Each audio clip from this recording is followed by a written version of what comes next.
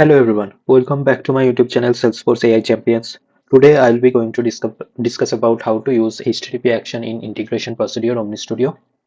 And before get started, please do like, share, subscribe my YouTube channel.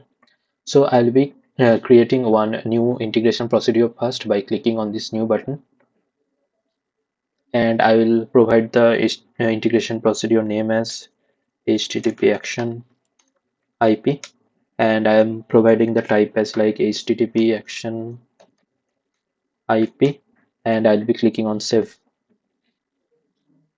And from the available components we can find this HTTP action. I will just drag it in our structure, and we can see different options like HTTP path. In HTTP path, basically we need to provide the endpoint API for the URL of the API, and in HTTP method, basically you need to provide like methods for the HTTP like get, post, put, delete, and if any named credential are configured in our org, that we can also specify the same. And in the rest option we can send out different headers if are there, and parameters as well, and we can send the body as well by clicking on this checkbox send body. And for this today's session I'll be using like some mock APIs from this site like dummy JSON. This site. So this dummy JSON site provides like different mock REST APIs like with placeholder JSON data for development, testing, and prototyping. So I'll be using this dummy JSON, and on clicking on this docs tab, and like there are different APIs are there, like I will be using these products. So products API will be basically uh, mm, basically we can retrieve different kind of get all the products.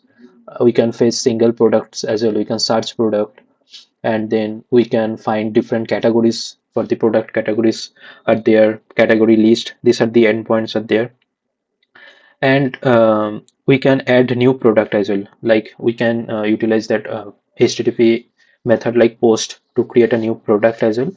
But first of all, to getting started with, I will just use this category list API.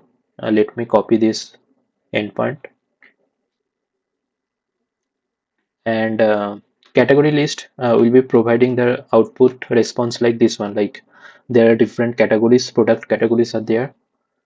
So I'll be using this endpoint. So in the HTTP path is nothing but we need to provide this endpoint URL, and HTTP method we need to fetch the product details. So I'll be using this get method, and we are good. And we need to use this response section to see the output from this HTTP action.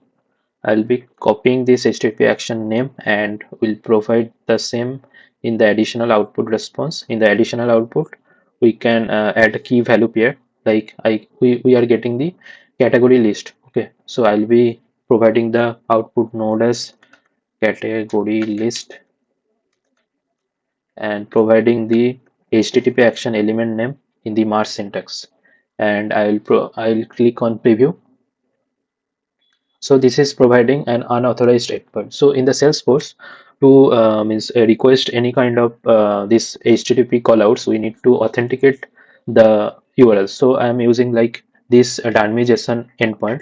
So I'll be taking this base, and I will be providing this URL as a authenticated URL in the remote site setting of the Salesforce. So in the quick find, I will be search for remote site settings under the security section, and I will be creating a new remote site setting.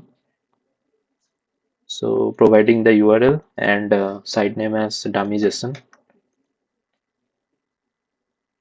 I'm clicking on save, and let me execute it again.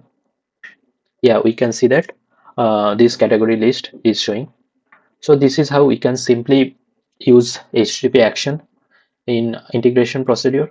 In the next session, I'll be showing how to use the post method in the integration procedure in the HTTP action. So please stay tuned. Please do like, share, subscribe my YouTube channel. Thank you.